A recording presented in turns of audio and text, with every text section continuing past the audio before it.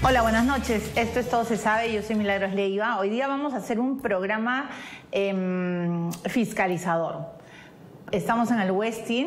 Está ocurriendo algo muy importante en nuestro país. Se está realizando la Convención de Fiscales y Procuradores Generales.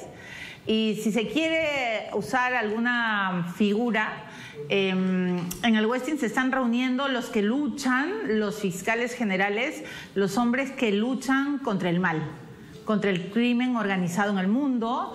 De hecho, han llegado fiscales de Andorra, de Brasil, de México, de Colombia, de Argentina. El anfitrión, por supuesto, es el fiscal de la Nación del Perú, el doctor Pablo Sánchez. Y nos hemos trasladado hasta aquí porque tenemos, por supuesto, esta jaqueca crónica, que es el caso Lavallato. Estoy convencidísima de que se está cruzando mucha información aquí y ojalá la puedan compartir hoy con nosotros. Bueno, vamos a entrevistar al doctor Alfonso Alberca Sambinses, espero estar pronunciando bien su nombre, es fiscal general del Principado de Andorra, este lugar pues donde han guardado varios millones los que fueron aceitados en el Perú. Luciano Mariz es el vicefiscal general de Brasil. Y luego el doctor Pablo Sánchez, fiscal de la Nación de nuestro país. Así que con ellos vamos a empezar el programa. Yo les tengo que dar la bienvenida. Doctor Sánchez, voy a empezar con la casa. Buenas noches, ¿cómo está? Bienvenido. Muy buenas, ¿cómo estás? Le agradezco por estar en Todo se sabe. Doctor Alfonso Alberca, ¿qué tal? Muy bien. Usted es el hombre que está persiguiendo a los malos de la película en Andorra. Bueno, yo soy el fiscal general de Andorra. Igual que mis colegas, pues tengo mis funciones en mi país. En una sola palabra, ¿me podría decir qué es lo que sintió cuando descubrió toda la cochinada en la banca privada de Andorra? Yo lo que le quisiera remarcar, y mis colegas lo saben, es que yo no tengo ninguna costumbre de hablar sobre los casos concretos. Muy bien. Yo, si quiere que hablemos sobre políticas generales de las fiscalías, con mucho gusto le daré toda la información que pueda. Son igualitos, nunca quieren hablar. Es nuestra función. Es el molde, ¿no? Es el molde, muy bien. Pero habrá sentido algo como andorreño, ¿se dice? Andorrano, el gerundio. ¿Habrá sentido algo? Mire, yo creo que los fiscales generales de cualquier país del mundo lo que hacemos es aplicar el Código Penal, investigar delitos y evidentemente investigar hechos. Los sentimientos quedan de lado. Los sentimientos, cada cual tiene los suyos propios, pero procuras mantenerlos alejados lo más objetivo posible dentro de cada circunstancia. Muy bien. El doctor Luciano Mariz es el vicefiscal general de Brasil y bueno, bienvenido a Todo se sabe en su país. Bueno, la náusea de la corrupción ha desbordado por toda América Latina. Hemos visto cómo Marcelo Odebrecht y sus aliados, para empezar en primera línea, los aliados políticos del PT, con Lula a la cabeza, lograron comprar a presidentes. Hoy día el vicepresidente de Ecuador ya está detenido. En nuestro país tenemos a un expresidente detenido, a uno que viene en camino. En fin, Brasil se ha convertido en el dador, en el proveedor de información para atrapar a los funcionarios del más alto nivel. ¿Cómo está, doctor? ¿Usted cómo se siente? Brasil vive por muchos años una lucha permanente contra la corrupción. Son hombres, mujeres, instituciones que intentan conocer los hechos, los procesos que permiten que la corrupción ocurra con lesiones directas a la democracia, a los derechos humanos, a la régimen representativo y democrático. No son motivos de orgullo para nosotros la actuación investigativa, pero al mismo tiempo son lesiones que la democracia representa. Bajo un Estado de Derecho no debe tener ninguna persona arriba de la ley. También no se debe tener ninguna persona abajo de la ley. Entonces es un deber ético del Ministerio Público de Brasil, de los ministerios públicos y también del Ministerio Público Federal, una actuación firme, concertada, cooperativa para conocer los hechos, los daños y intentar hacer con que todos tengan la posibilidad de responder por sus actos perante la justicia y hacer las reparaciones debidas. Bueno, entonces hablemos de los debidos procesos y hablemos de las nuevas maneras que ha encontrado el crimen organizado para meterse en distintos países, en distintos estados.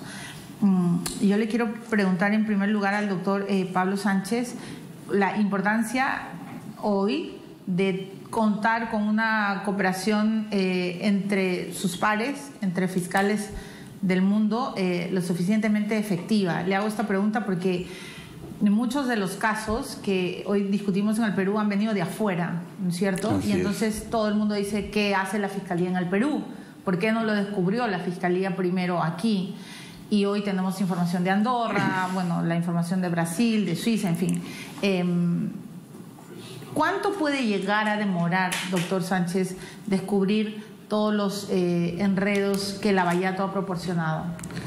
Estos delitos son delitos muy complejos, muy graves. Involucran muchas personas, funcionarios, y además están citas por muchos años. Entonces, no es fácil agotar una investigación en poco tiempo. Se necesita equipo de fiscales, apoyo del extranjero, cooperación jurídica internacional, una serie de factores que estamos haciendo nosotros, ¿no? Hemos tenido el apoyo de Brasil todo el año pasado, Andorra nos está apoyando ahora, Suiza nos está colaborando también, Panamá, Colombia, de tal manera que no es un trabajo que se agote en poco tiempo. El delito no es un delito que se cometió un día y el día siguiente ya pasó. Ha transitado por muchos años en el Perú, se han llevado mucho dinero, hay que ir con cuidado, buscando las pruebas y luego hacer una acusación sólida para ir a juicio. Eso es lo que estamos haciendo nosotros. Entonces la cooperación ha sido bastante útil. Yo siempre he agradecido a la Fiscalía de Brasil por el apoyo inmediato que nos dio. Y vamos a continuar obviamente con la cooperación con Brasil, con Andorra y además con otros países igual. Vamos a seguir con la colaboración porque nosotros estamos frente al crimen. Nos unimos ahora en esta convención justamente para conocer nuestras experiencias y ponernos de acuerdo cómo trabajamos mejor frente al crimen. Esa es la idea central de este encuentro, que además va a acabar con una declaración el día de mañana, ¿no? Una declaración conjunta en donde nosotros vamos a expresar nuestro compromiso de luchar contra toda forma de crimen. Pero el crimen organizado ha encontrado nuevas maneras de infiltrarse, doctor Alfonso Alberca. Y yo le quiero preguntar, ¿cuál es la más complicada que ha encontrado en sus últimos años como fiscal de Andorra? ¿Cuál es ese mecanismo que lo ha dejado bastante sorprendido? Mire, piensa una cosa, la globalización mundial, igual que las empresas, porque al final el crimen organizado se puede representar de una forma muy gráfica. Una empresa, una multinacional, que tiene una jerarquía normalmente piramidal, pero que tiene todos sus departamentos. Tiene departamentos internos, tiene departamentos externos, tiene asesorías, tiene fórmulas. Pues lo mismo sucede, porque al final, si uno analiza el porqué, el motivo, el origen, lo que mueve a alguien a delinquir, normalmente son dos conceptos: o el poder o el dinero, o algo que económicamente tenga una satisfacción. Entonces, o ambos. O ambos, no tienen por qué ser excluyentes. Entonces, las fórmulas para llegar a ese objetivo es la organización. Tú tienes que tener tu departamento financiero, tienes que tener tu departamento ejecutivo, tienes que tener tu fórmula natural de producción. Entonces, todo eso se puede aplicar perfectamente al crimen organizado. Bueno, lo hizo Marcelo Odebrecht, ¿no? Tenía su propio departamento. Yo ya le digo que no le voy a hablar de casos yo sé que usted no puede hablar de casos particulares por la reserva de la investigación, doctor Alfonso, pero Alberca, pero hay como que los periodistas y en general la ciudadanía está absolutamente sorprendida de la minuciosidad que han encontrado estas grandes organizaciones para lavar dinero. O sea, antes... ¿Se imagina usted que los medios de comunicación trabajaran con la sistemática de mediados del siglo XX? Que tuvieran ustedes máquinas de escribir con papel carbón, como en aquel momento, que tuvieran que llamar por teléfono o por telex, y que no podrían llegar a los objetivos que buscan en la actualidad, pues lo mismo en un mundo globalizado pasa con la criminalidad organizada. Lo mismo hemos de hacer nosotros, y aquí está la virtud de la idea del doctor Sánchez, de hacer una convención en la que nos encontremos, en que valoremos qué medios disponemos nosotros, qué medios disponen ellos, qué políticas tenemos que sacar adelante, qué objetivos comunes tenemos, cómo nos hemos de organizar nosotros para que las fronteras naturales no sean un obstáculo a la satisfacción de un proceso justo, de un procedimiento. Pero están preparados, doctor Luciano Mariz, porque le hago esta pregunta porque ellos tienen mucho dinero.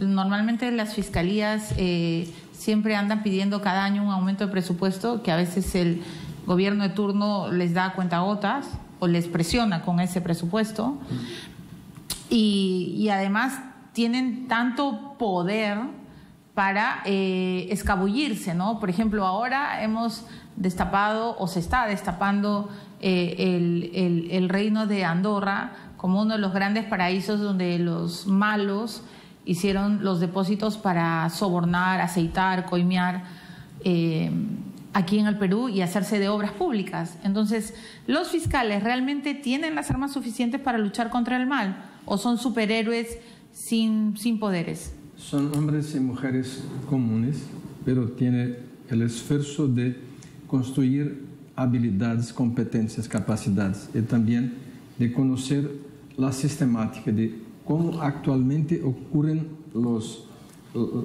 las oportunidades para los actos de corrupción y también para lavado de activos. El doctor Alfonso ha mencionado, por ejemplo, la cuestión, el rol de las nuevas tecnologías en la comunicación, los periódicos, pero también del mismo modo que un teléfono celular puede ser también una cámara y pasar de inmediato una entrevista para cualquier parte del mundo, también se puede hacer las transferencias de activos con el mismo equipamiento. Lo que ocurre es que actualmente las organizaciones que desean realizar las influencias en el poder y tener actos de corrupción con el poder, intentan evitar los rastros de sus actividades. Es decir, montan justamente o planean justamente cómo hacerlo para que actos normales de gestión, por ejemplo, la presentación de empresas nacionales por la embajada de los países, la aproximación para la que los negocios puedan ocurrir, se tenga en que se estén bajo la mirada de las personas las conversas excusas, las conversas, las negociadas, las actividades de soborno y actuación. Entonces, es difícil si no se tiene también un marco normativo legal que pueda establecer las nuevas técnicas investigativas. Y las nuevas técnicas investigativas también acompañadas por equipamientos de búsqueda de información, también de rastreamiento de presencia de las personas, escucha ambiental, telefónica, afastamiento de sigilo de datos fiscales, bancarios.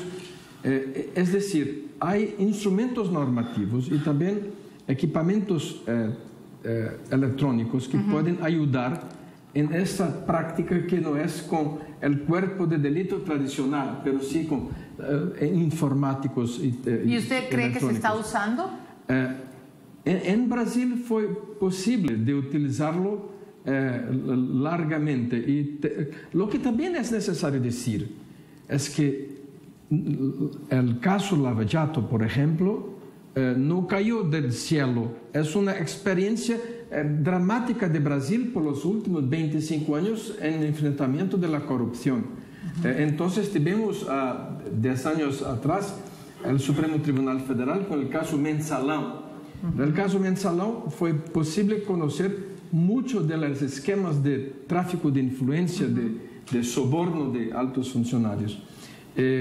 Cuando tuvimos una comunicación voluntaria, espontánea de Suiza para Brasil, en Paraná empezó una investigación con muchas de estas técnicas. En el caso Mensalán, por ejemplo, los políticos se quedaron sin muchas penas, sin muchas condenas, mientras los empresarios se quedaron con las puniciones más graves.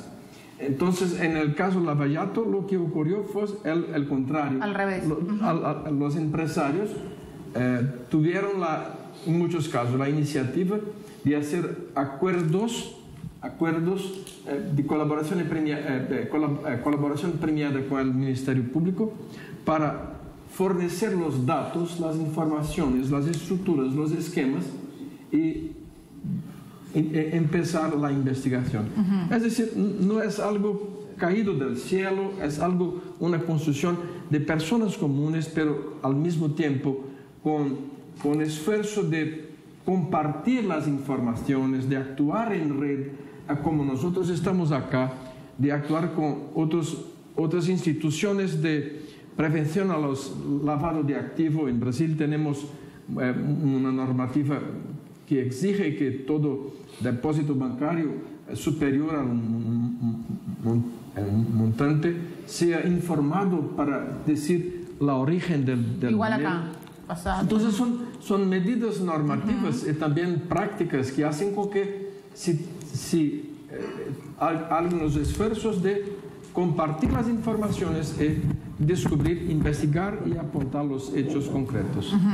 Pero, a ver, usted me está dando muchas pelotas para marcar penales, porque ha dicho, somos personas que estamos tratando, ¿no es cierto?, sí, de luchar.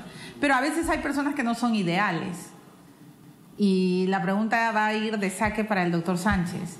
O sea, hay fiscales que son altamente criticados y muchos dicen que incluso el gran problema del crimen organizado es que se penetra en las fiscalías.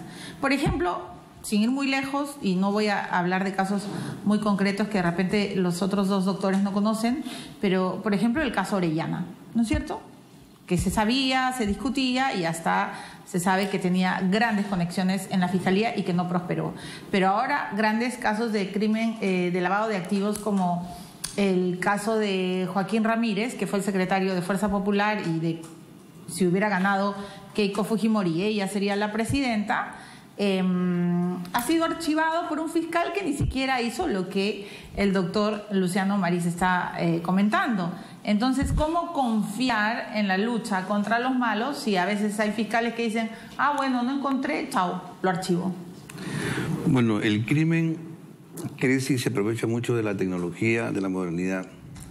Es una empresa y como empresa funciona pues con ejecutivos, funciona con asesores, con defensores y también se puede infiltrar en las instituciones del Estado y las entidades privadas. Eso hace. Nosotros tenemos que estar por encima de ellos. Ahora bien, como todo... ¿Usted reconoce que el crimen organizado puede necesariamente infiltrarse en los ministerios públicos de los países? Puede infiltrarse en cualquier institución, inclusive en las sociedades civiles también. Por eso es que hay personas que están investigadas y que antes han sido parlamentarios, por ejemplo, o han sido exministros también en el Perú. Se infiltran. ¿Qué hay que hacer? Hay que investigar bien. Yo no puedo decir que en la fiscalía hay otro fiscal que haya cometido algún hecho indebido. Lo que sí sé es que si algún fiscal se conduce mal o hace mal su trabajo, se le somete a una evaluación y luego se verá qué se hace o qué se decide. Pero yo tengo que confiar en el trabajo de los fiscales. Se pueden equivocar también. Para eso están los sistemas de control en la fiscalía.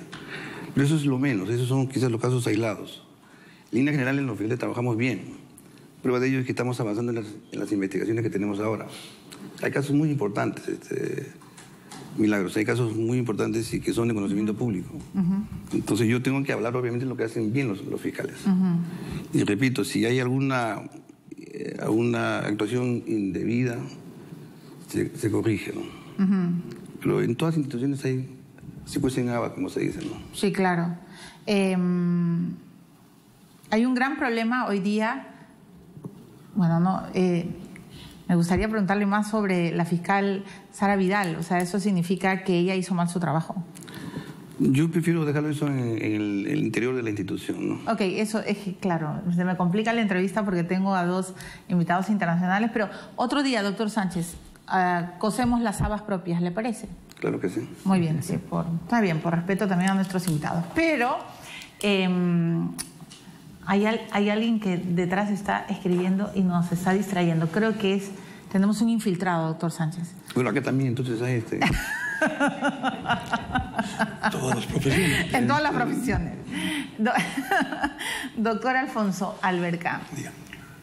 Y yo tengo una pregunta que me ronda la cabeza hace bastante tiempo, porque he seguido de cerca muchas campañas políticas y quiero plantearle la pregunta a los 3.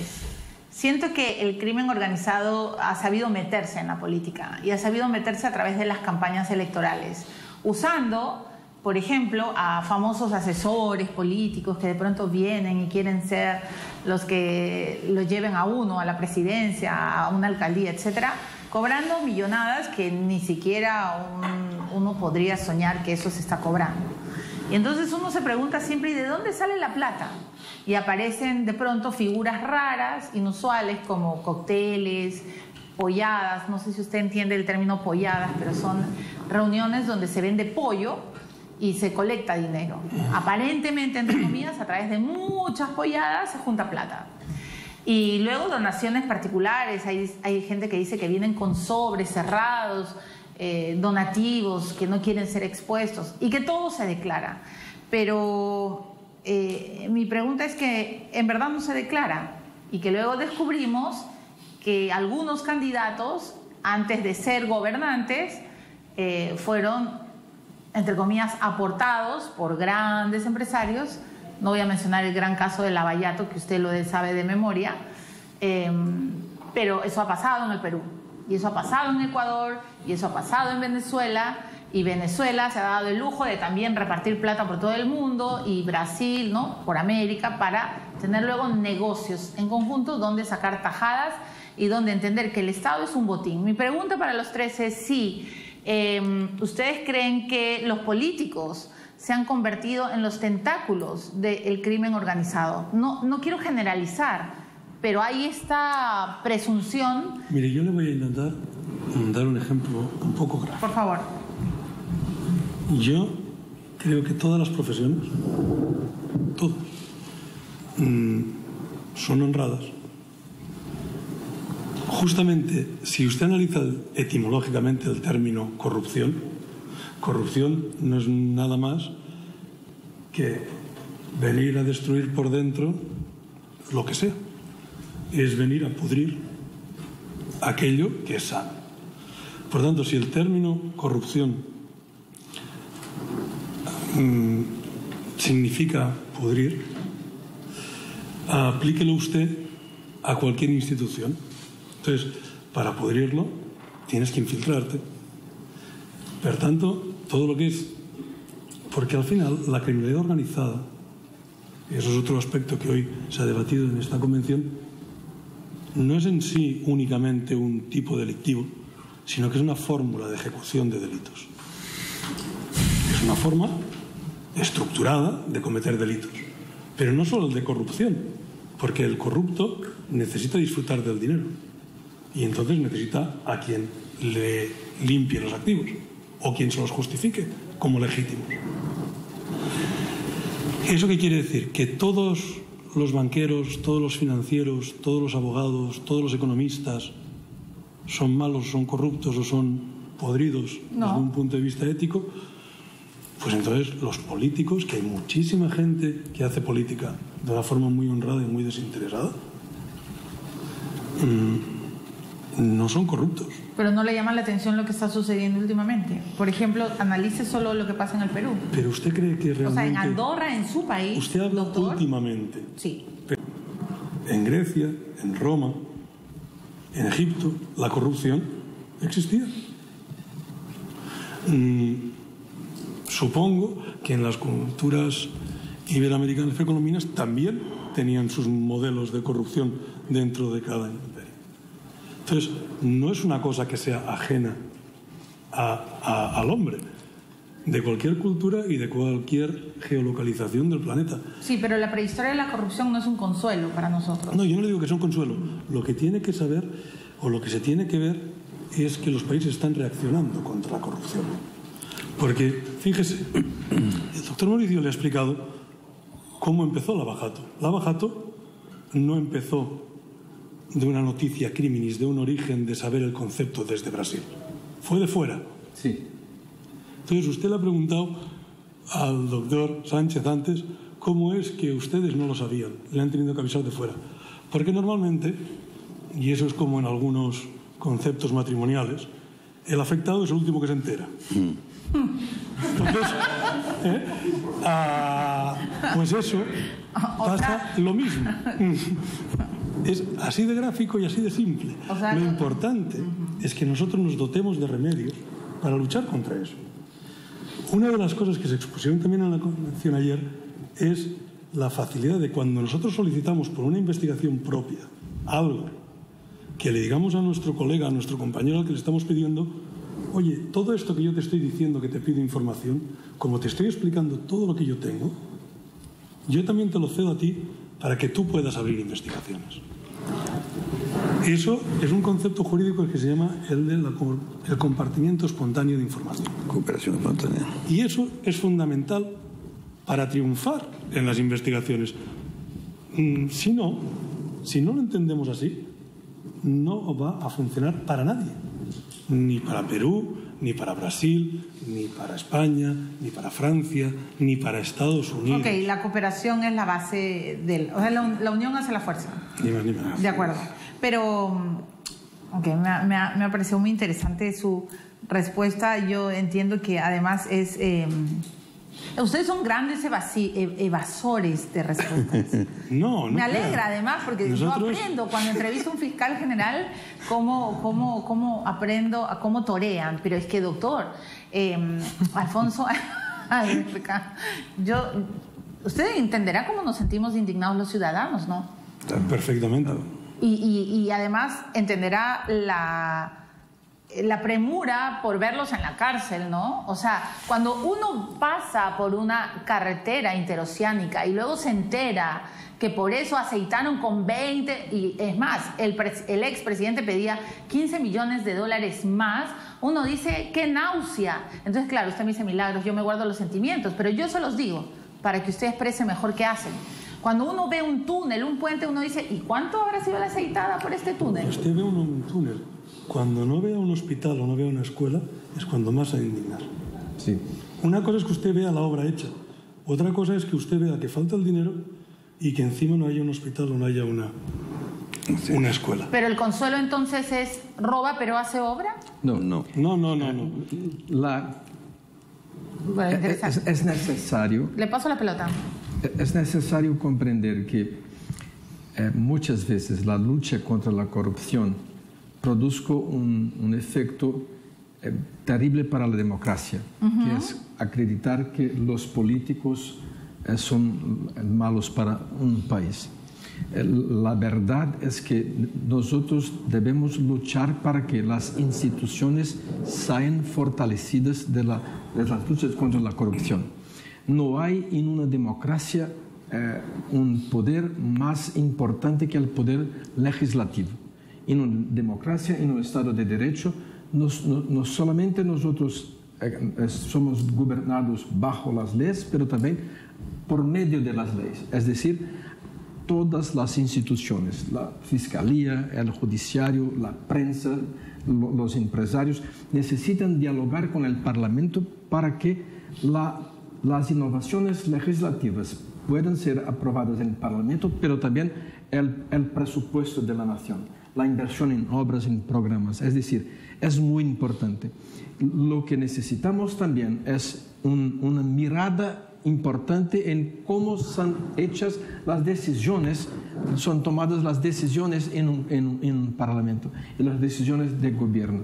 Lo que necesitamos es justamente lanzar más luz en el diálogo parlamentario, en el diálogo gubernamental, para que la lucha contra la corrupción resulte en verbas, en dinero para hospitales, escuelas, obras de infraestructura y desarrollo para la sociedad y para el país. Entonces, tenemos mucha preocupación cuando muchas veces se dice que hay corrupción en la clase política, generalizaciones que pueden generales.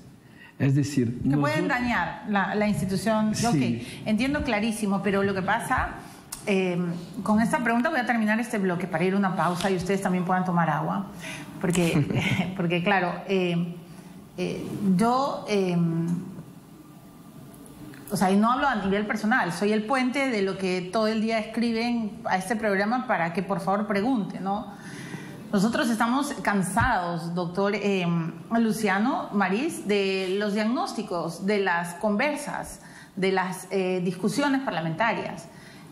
Porque lo que busca el ciudadano cuando descubre que en efecto millones que pudieron ser empleados, como bien dice el fiscal de Andorra, en hospitales, en escuelas, fueron usados en la billetera personal, ¿no?, para abultarla más, lo que buscamos siempre es la sanción, para que eso no se repita nunca más. Pero no hay sanciones, justicia que tarda no es justicia. Y entonces, nosotros no vemos a Lula preso, y sin embargo nos hemos enterado por las colaboraciones eficaces de Odebrecht, que Lula tenía la cara de decir, pero el cinismo de decir, un presidente de uno de los países más fuertes de América Latina, del imperio brasileño, tenía la cara de decirle a Marcelo, oye, ¿sabes qué? Dale $3 millones a Ollantumala y a Nadine Heredia, que lo necesitan para su campaña. Imagino que también levantaba el teléfono y le decía, y dale también a Correa, y dale también a Evo. O sea, por Dios santo. ¿Y dónde está Lula? Lula está diciendo que todo es un cargamontón de ustedes, que la clase política que no lo quiere de nuevo de presidente, que él es el luchador de los pobres. Entonces, perdóneme, doctor, pero usted dice, cuando uno generaliza puede dañar la democracia, pero también la no sanción daña la democracia, sí, porque nos demuestran a los ciudadanos que es muy fácil subir a un palacio de gobierno, robar, coimear, que no te va a pasar nada. ¿Y que qué vas a decir en tu defensa? Que eres un perseguido, que la clase política, que la fiscalía está tomada y que yo me tengo que ir de acá porque me están persiguiendo. Entonces, ¿cómo entender? Hay una diferencia del tiempo de la prensa y el tiempo del Poder Judicial. Por la prensa, una versión de una colaboración premiada es suficiente para creer que los hechos ocurrieron como tal. Por el Poder Judicial, nosotros necesitamos de las pruebas que estén para confirmar la ocurrencia. Es decir, los casos contra personas en Brasil bajo colaboración premiada, muchas están judicializadas y algunas ya con condenas, muchas condenas, otras aún aguardan la tramitación del proceso. El debido proceso legal hace con que todas las personas se presupongan inocentes. Es decir, no es que no haya culpabilidad, pero tenemos que tener una manifestación judicial a decir que los hechos están con pruebas en los procesos. Entonces, es una diferencia de tiempo y de modo de proceder de la prensa y del Poder Judicial. Nosotros tenemos que, bajo un Estado de Derecho, aguardar que el Poder Judicial se manifieste. Así es. Y mientras tanto, que los que han cometido delitos se ríen de nosotros, doctor Sánchez. No, los tiempos son distintos. Lo que pasa es que la sociedad quiere que se sancione ya inmediatamente y a veces eso no es posible porque hay que tener en cuenta el debido proceso. El debido proceso toma su tiempo. Hay que buscar las pruebas, hay que verificar las pruebas, como dicen los casos. Pero nunca tanto. ¿Por qué demoran los fiscales en investigar, no solo en el Perú, en Brasil, en Andorra? ¿Por qué se demoran tanto, por Dios? ¿Qué es lo que necesitan? Es que justamente las normas del debido proceso exigen garantías a favor de la investigación y también a favor de los imputados. O sea, no es una cuestión de nosotros o que nosotros podamos decidir. Las reglas están hechas de esa manera. Y cuidamos mucho de la prueba porque eso nos va a permitir a nosotros acusar y sancionar. Pero la prueba está en Andorra. La prueba está en el depósito. Pero esos elementos de prueba... ¿Y por eso se aporta? Así es, y esos elementos de prueba tienen que ser verificados por los fiscales. Yo no sé cómo hacen ustedes para dormir tan tranquilos teniendo en una espalda tan pesada, pero yo estaría con migraña crónica. Que somos fiscales, no somos periodistas. Pero piense una cosa. Los fiscales no son periodistas. ¿No cree que ha cambiado la sociedad? Quiere decir, no, yo todo creo... esto que usted nos está preguntando es porque realmente se ha investigado. Así es. Si no, usted no nos podría preguntar. Todo lo que usted nos está preguntando es porque Brasil ha puesto soluciones a sus problemas, porque Perú ha puesto sus problemas y ha visto sus problemas, ha hecho un insight, ha hecho un examen de cuál es mi deficiencia y cuál es mi objetivo para cubrirla para el día de mañana. Pero cuando usted dice... Ay, tengo que ir a la pausa, pero cuando usted dice... Sí, tengo que ir a la pausa. Cuando usted dice que los tiempos de la prensa no son los mismos tiempos del Poder Judicial... Ni los políticos, ¿eh? Ya son 3 tiempos diferentes, imagínese. Pero a veces ustedes solo empiezan a actuar por los tiempos de la prensa. Y eso también tienen que reconocerlo. Pero después de la pausa, les dejo esta pregunta. Porque claro, a veces los fiscales reaccionan porque viene un reportaje de investigación que descubre... pecados mortales, ¿no? Y entonces es cuando el fiscal, porque no quiere no quiere ver mellada su honra, empieza a actuar. ¿Esto es verdad o esto es mentira? Bueno, regresamos después de la pausa con los fiscales de Andorra, Perú y Brasil. Ya regresamos.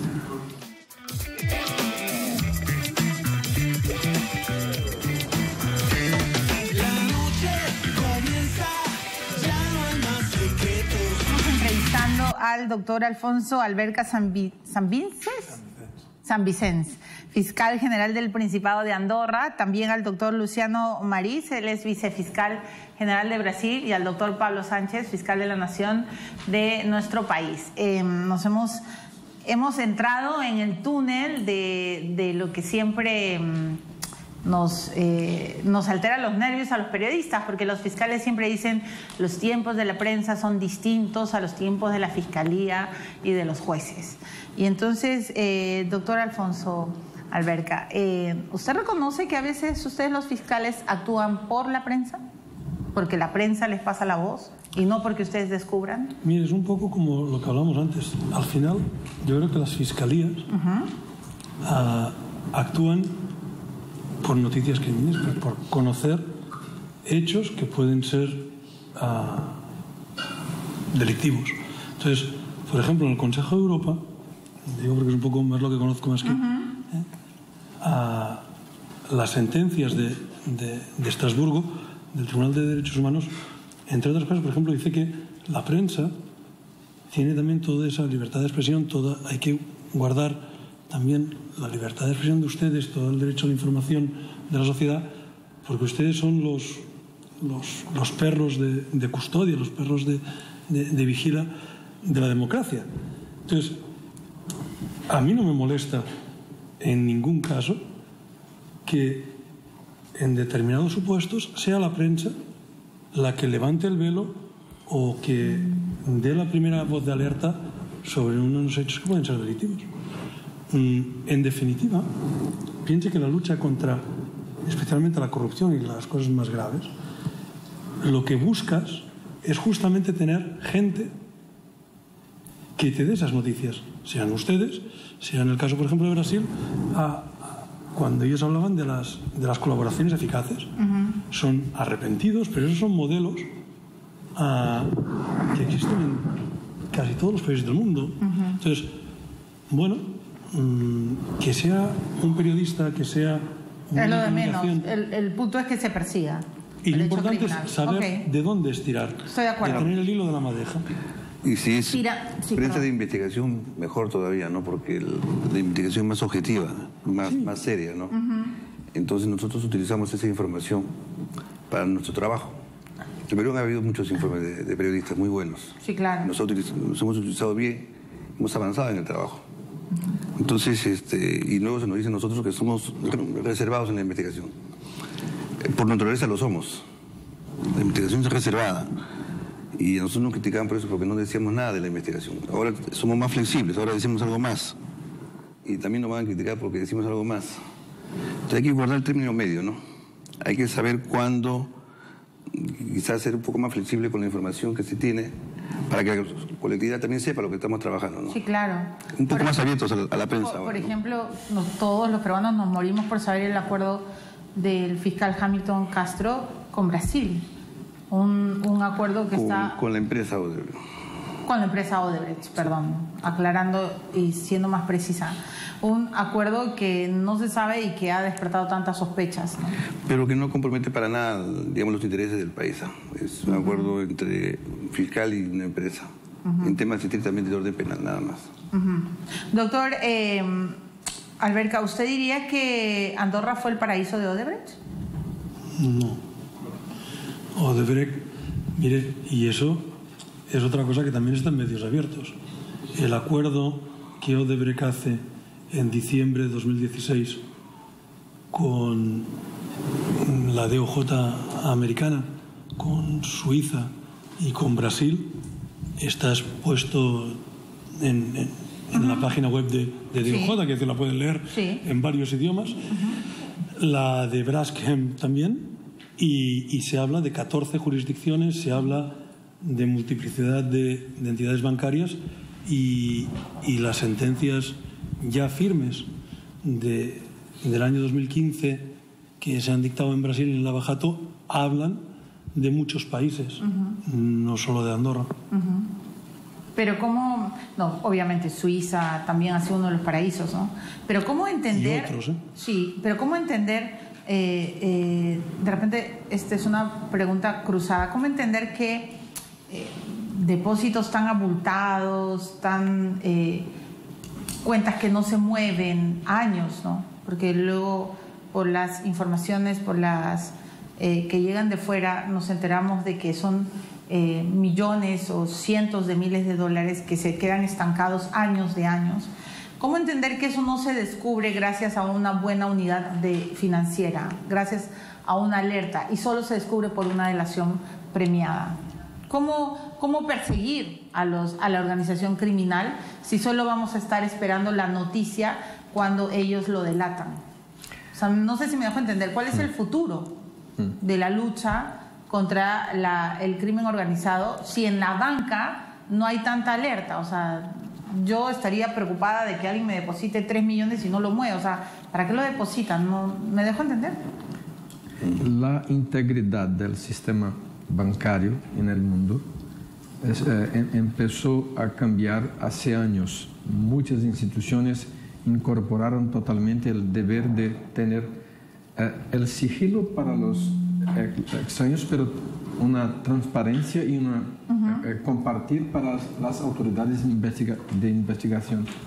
Lo que ocurre aún con mucha frecuencia para lavados de activos es la creación de empresas fantasmas, es decir, son empresas en offshore, paraísos fiscales, que hacen la movimentación de activos sin que se tenga el rastro del beneficiario final de la operación.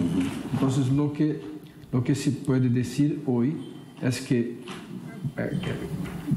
debido a las colaboraciones premiadas fue posible identificar en muchas situaciones los beneficiarios finales, es decir, empezar a punir personas jurídicas y personas físicas, personas concretas, por cuenta de la comprobación del beneficio monetario recibido. O sea, usted nos diría hoy que el crimen organizado cada vez más utiliza empresas offshore, sí, para poder encubrir las situaciones.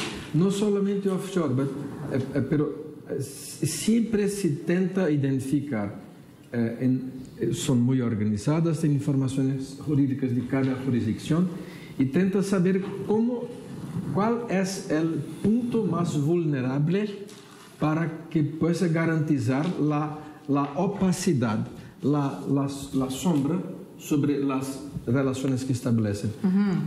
Mientras el esfuerzo de la Fiscalía es lanzar luces.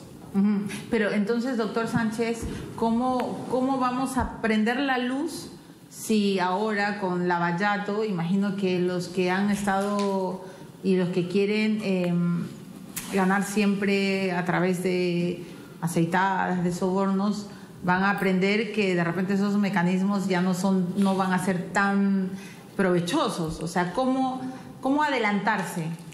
Con los controles, ¿no?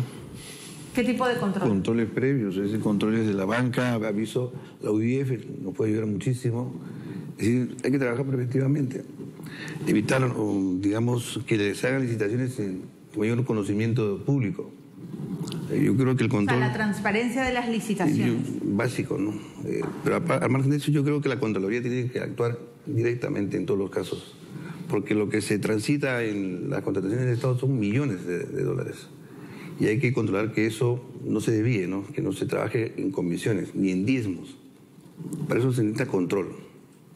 Porque siempre va a haber una persona que esté interesada en ganarse algo, ¿no? ¿Y no basta con la Contraloría? Bueno, otras instituciones también quizás, pero yo creo que básicamente la Contraloría.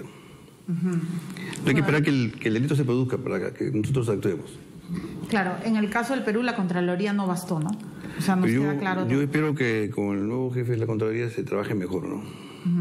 Usted, doctor Alfonso Alberca, con la banca privada de Andorra, ¿habrá quedado un poco sorprendido? ¿O patitieso? Yo le vuelvo a decir, yo si quiere le hablo sobre temas generales, pero temas concretos. Pero yo quiero que me cuente algo, que me dé alguna primicia. Por ejemplo, cuénteme, usted ha traído documentos, ha traído información nueva a la Fiscalía de Perú ahora que están en convención. Mire, le voy a contestar, yo no. A buen entendedor.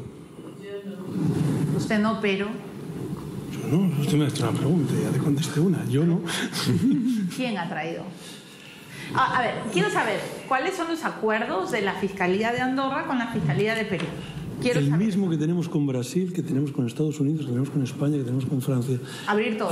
No, los acuerdos, les voy a explicar. Los acuerdos son acuerdos marcos hechos en las Naciones Unidas. Es el convenio de Palermo contra la criminalidad organizada, en el que nos hemos basado para poder trabajar entre nosotros. Pero no solo con Perú, estamos trabajando con Perú, con Brasil, con Ecuador, con Estados Unidos, con España, con Italia, con Francia, con Israel, con Azerbaiyán. Quiero decir, es global. Sí, y en materia de cooperación, también como ocurre con las fuentes de noticias para los periodistas, tenemos que garantizar la autenticidad de la prueba de la información, es decir, por autoridades centrales, autoridad central de un país con autoridad central de otro país, para que pueda garantizar la calidad, la veracidad, la legalidad de la prueba. Documentos oficiales, ¿no? Sí. Claro. Y claro, porque si no se vicia todo. Sí, sí. Okay, entiendo eso. Pero ay, qué curiosidad por Claro, lo que pasa es que hay algo que no entiendo. Y usted me ha dicho que no puede hablar de casos concretos, pero sí le quiero hacer una pregunta. ¿Es posible que alguien abra una cuenta en Andorra sin ser el titular? No. No, porque Gabriel Prado, el gerente de la municipalidad, de la alcaldesa Villarán, de la exalcaldesa... Perdóneme, le tengo que hacer la pregunta, porque si no le hago es que voy a sentir que lo tengo aquí y... Usted me pregunta, yo si puedo le respondo, si no, claro, ya sabe que... Yo sé, y me va a decir no sé, Milagros, pero bueno. Gabriel Prado dice que él no abrió la cuenta, que no es su cuenta. Entonces todo el mundo dice, ¿cómo aparece Gabriel Prado en Andorra? Y él dice, yo no la abrí, que Villarán explique. ¿Es posible, usted es fiscal de Andorra, es posible que los nombres que Andorra ha dado hayan sido suplantados, hayan sido...? Solo que le puedo decir, no para un caso concreto, de forma general. Sí. Una de las fórmulas más antiguas del blanqueo de dinero es la hawala, que se explica... ¿Es la qué? La hawala. ¿Qué es un la método, hawala? Es un método muy simple.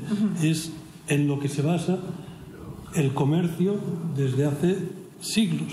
Lo mismo que hacen con una letra de cambio, que usted entrega una letra de cambio a un señor y este señor le entrega ese papel a otra persona que cuenta como dinero, pues los testaferros, los cambios de personas, las personas interpuestas son actividades propias del blanqueo de capital. Es decir, lo que le estaba explicando el doctor Sánchez antes, las medidas de prevención justamente buscan estas conductas. El que pone un testaferro, el que pone a alguien de confianza que le asegure los activos, porque si él va preso, un día u otro saldrá. En eso estamos todos conformes. Entonces, la gente, el que sabe delinquir, busca las fórmulas de que los activos no le encuentren los activos. Entonces, o lo pondrá en un familiar o una persona de confianza. Eso, las mismas sentencias, que cuando la gente niega que sean suyos los activos, las jurisprudencias normalmente lo recogen como indicios propios del blanqueo de capitales. O sea que cuando no hay prueba directa, hay prueba indirecta. Y la prueba indirecta circunstancial, entre otras cosas, es el uso de testaferros. Y cuando una persona dice, no, esa cuenta no es mía, es imposible, usted dice, sí, cuñado, ¿algo así? Depende, es lo que le han dicho antes, que lo que hemos de buscar son los indicios, las pruebas de poder. ¿Usted dice sí, cuñado? Sí. Puedo decirlo, sí, claro. Porque obviamente la persona que quiere el dinero lo hace circular por muchos lugares, por muchas personas, y luego vuelve a su lugar de origen, ¿no? Ajá, eso es interesante. La persona, el lavador, contrata o le da pitufea. ¿Pitufea? Pitufea. O sea, Nadine Heredia. Yo no he dicho nombre, ¿no? No, yo estoy diciendo. Puede pitufiar, ¿no es cierto? Usted da 9.000, 9.000, 9.000, 9.000 y luego llega ella, 9 por 4, 36. ¿Está bien? Una fórmula, por ejemplo, de traspasar una frontera. Sí. Propia del blanqueo de capitales, esa. Pitufiando. Dividir. O, por ejemplo, imagínese usted otro delito. Sí. El de uso de tarjetas de crédito. ¿Vale? No sé si aquí lo tienen ustedes. La amiga preferida, Chío Calderón. Por ejemplo, uso de tarjetas de crédito. Pero el uso de tarjetas de crédito, normalmente, cuando a uno le clonan las tarjetas o alguien le coge los datos de una tarjeta, ¿sabe? Automáticamente, lo que se usa luego al crear las tarjetas es probar de pasar ciertas cantidades. Si el límite no está, se fracciona, se intentan en cuantías más pequeñas. Pues eso es pitufear. Pues lo mismo vale para la droga, vale para blanquear el capital, vale para muchas cosas. ¿Qué otros métodos hay, doctor? Bueno, bien interesante, es porque ustedes que son los va a buenos... parecer una lección para los que quieren delinquir y no, Sí. no es bueno. Al final. Entonces me van a dar ideas. Sí, pues. No, pero es muy interesante, porque ustedes son como los superhéroes. Pues yo de verdad espero que tengan las suficientes armas, ¿no? Como para combatir a los malos, pero ustedes están unidos contra el crimen. O sea, aquí yo tengo a 3 que los malos los quieren ver desaparecidos, ¿no? Porque ustedes saben, ¿no? ¿Usted tiene garantías? ¿Tiene guardaespaldas en su país? No. ¿No? No necesito. ¿Usted? Sí. ¿Usted? No. ¿Va suelto por el mundo? ¿El dueño de la banca privada de Andorra lo querrá matar? A ver, No hay yo creo que al final cada cual escoge su profesión y la hace lo mejor posible. ¿Por qué es fiscal usted? Yo soy fiscal a 26 años. ¿Por qué lo es? Lo soy porque creo que es una manera de actuar para que, perfeccionando el sistema jurídico, consigamos luchar para que se reconozcan derechos a las personas. Tengo una actuación, por ejemplo, que no está en la pauta de la prensa, por los indígenas, por los gitanos, para garantizar la salud, la educación. La ley es un instrumento de actuación de justicia social. Entonces, creo fuertemente que es posible, como fiscal, actuar para que haya un perfeccionamiento de la actuación social de los gobiernos con las políticas públicas. Entonces, sí creo, hay el lado gris de la actuación, que es la cuestión criminal, penal, pero la lucha contra la corrupción demuestra la pequeñez de los grandes, pero es la lucha por los derechos humanos que nosotros conseguimos demostrar la grandeza de los pequeños. Por eso soy fiscal. Qué lindo lo que acaba de decir. Gracias. ¿Por qué es fiscal usted, doctor Sánchez?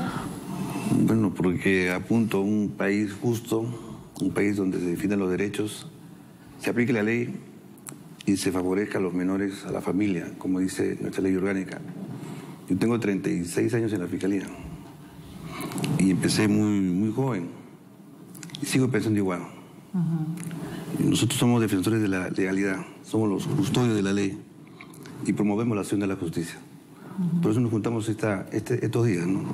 Para conversar juntamente, llegar a acuerdos y trabajar en pro de la justicia y en pro de los derechos de los ciudadanos. ¿Y qué suele hacer cuando las fuerzas del mal lo presionan tanto? Me pongo más fuerte. Me pongo más fuerte, así que no, eso no me amilana. Además tenemos muchos años en trabajo fiscal, así que a estas alturas... ¿Ya no tiene miedo? No. Además juntos estamos más fuertes, ¿no? Ahora puedo llamar más amigos. Ahora tengo más amigos. Ay, doctor Alfonso, usted me va a pasar su celular, ¿no? Para que me pase... No lo creo. No. Doctor Alfonso Alberca, ¿por qué es usted fiscal? Mire, yo también empecé muy joven, cuando tenía 24 años, llevo 24 años más allí, o sea que llevo media vida haciendo de fiscal. La fiscalía yo creo que, bueno, es una fórmula diferente de ver las cosas y somos, yo creo que fundamentalmente, somos constitucionalistas y defensores de los derechos fundamentales y de las libertades públicas. Porque mucha gente se cree que la fiscalía es solo para acusar a la gente o derecho penal. Yo no sé en las suyas, pero nosotros tenemos también muchas materias en familia, incapaces, personas desprotegidas, desaparecidos. Tenemos también funciones en constitucional y al final el derecho penal piensa que lo que la Constitución permite, el derecho penal lo prohíbe. Al final son como... Ahora ya las cámaras han cambiado, todo evoluciona, ¿eh? ¿Se acuerda usted el negativo de los rollos de la fotografía? Pues en realidad el derecho penal y el derecho constitucional no dejan de ser, uno es facilitación de derechos y el otro es restrictivo de derechos. Por tanto, son como el negativo el uno del otro. Nosotros, usando bien eso, persiguiendo el delito, pero con las debidas garantías de los derechos fundamentales también de los imputados, siendo lo más objetivos posibles, creamos mejor sociedad. Y eso es bueno no solo para nosotros, sino para nuestros hijos y los que tienen que continuar. Así es. Bueno, yo tengo que terminar esta entrevista porque además sé que ustedes están muy ocupados y de verdad les agradezco a los tres por el tiempo que le han dado a este humilde programa. Y les quiero decir algo porque yo creo mucho en los buenos fiscales. Creo que a veces... también los periodistas podemos ser injustos, ¿no? Porque demandamos celeridad, queremos que metan rápido al pez gordo y no solo al pez chiquito, ¿no? No solo a los amiguitos, sino al verdadero tiburón. Y a veces podemos ser injustos pidiendo eso, celeridad y premura, pero yo sí creo que ustedes que son fiscales generales, y siempre se lo he dicho al fiscal Pablo Sánchez, tienen el honor no solo del país, sino el honor propio en sus manos, ¿no? Y no traicionen, porque a veces los malos también se infiltran en las fiscalías y eso sí es como decepcionante, porque lo que espera un ciudadano es que el guardián, usted dice que nosotros somos los perros guardianes, ¿no?, de la democracia, a veces ladramos muy fuerte, pero movemos la cola cuando vemos que los malos están adentro, ¿no? Podrán tardar años, pero esa es la idea, ¿no? No sé, y ya que no me han contado nada, me voy un poco triste, pero no me quieren contar nada, en verdad, no.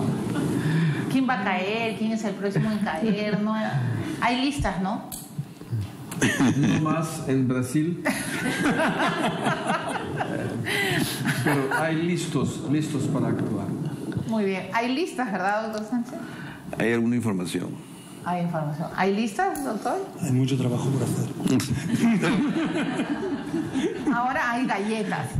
En mi programa hay una tradición. Al final de cada entrevista abrimos una galleta. Por favor, le ruego que usted Y si le puede pasar le agradezco. Gracias. Y déjala ahí nomás, doctor. Vamos a ser un poco informales. Muchas gracias. Y tiene que leer el mensaje. Vamos a empezar con Brasil, que dice que ya están más que listos. Mire, yo voy a creer el día que metan preso a Lula. Antes, de verdad, doctor Luciano Marí, ¿qué tal Lula? No me quiere decir nada, se queda callado, nomás escucha. Es que está leyendo. Es que sí, Mauricio. Una feliz noticia está a camino. O sea, Lula va a la prisión. Es como la pitoniza. Cada cual tiene que decir que es una buena noticia. ¿Para quién la buena noticia? Pero muy bien. Una feliz noticia está a camino. ¿Y puedo saber cuál es la buena noticia que usted espera? La presencia acá es la mejor noticia, conocerte aún mejor. Ay, qué lindo. Es que lindo el fiscal, el enamorador de la noche, usted, doctor Sánchez. Bueno, aquí... Claro, son vivos los fiscales. Ustedes creen que me están... Nada, yo los conozco a todos, Dios mío. Ya, ¿qué dice, doctor Sánchez? Parece fiscal, ¿no? Sí. Libérate de tus preocupaciones y pasa un buen momento. Como este, ¿no? Bueno, esta convención es un buen momento para usted, que la Fiscalía Peruana haya organizado esto, me parece muy bien. Yo creo que es un éxito esto, ¿no? Sí, claro. ¿Dónde va a ser la próxima convención? Eso lo vamos a conversar pronto. En Andorra, hay plata. O en Brasil hay más plata. De repente... Recuperar los activos. Recuperar los activos. ¿Qué dice, doctor? ¿Prepara usted las galletas? ¿Por qué? ¿Qué ha dicho? Hay una verdadera y sincera amistad entre tus amigos y tú. ¿Ve? Como al final... ¿Se han hecho amigos? Sí. Sí. Claro. Y eso facilita mucho las cosas. Sí. Mejora la comunicación. Por supuesto. ¿Hay mujeres fiscales generales? Claro. Sí, en Brasil... Raquel Dodge es la fiscal general de Brasil, la primera vez en la historia del Ministerio Público Federal. Bien hecho. Una persona con mucha firmeza, mucho carácter, competencia, conocimiento de la cuestión. Qué bueno. Acá también hemos tenido fiscales de la Nación. ¿En Andorra hay fiscales de la Nación? En Andorra, de los 6 fiscales, hay 3 que son mujer. Qué bueno. Y la primera fiscal general que tuve yo durante 12 años era una señora que fue la que me enseñó todo y la que me explicó las cosas. Por tanto, sí que tengo muy buena relación con las señoras. Me alegra. Muchas gracias. Doctor, buen viaje de retorno a Andorra y por favor, mándenos la cuenta de todos los corruptos que aquí han depositado su platita en su reino. Le agradecemos cordialmente la información que nos vaya a dar después de la pausa. Muchas gracias, Cecilia. Bueno, muchas gracias, doctor Sánchez, y muchas gracias, doctor Luciano Marí. Bienvenido siempre a Todos se Sabe. Tengo que ir a la pausa. Voy a regresar, en efecto, con una mujer, con la doctora Laura Tesler. Ella es la fiscal de Curitiba. En Curitiba, los corruptos no tomaron caipirinha. Y ustedes se van a enterar por qué. Ya regresamos.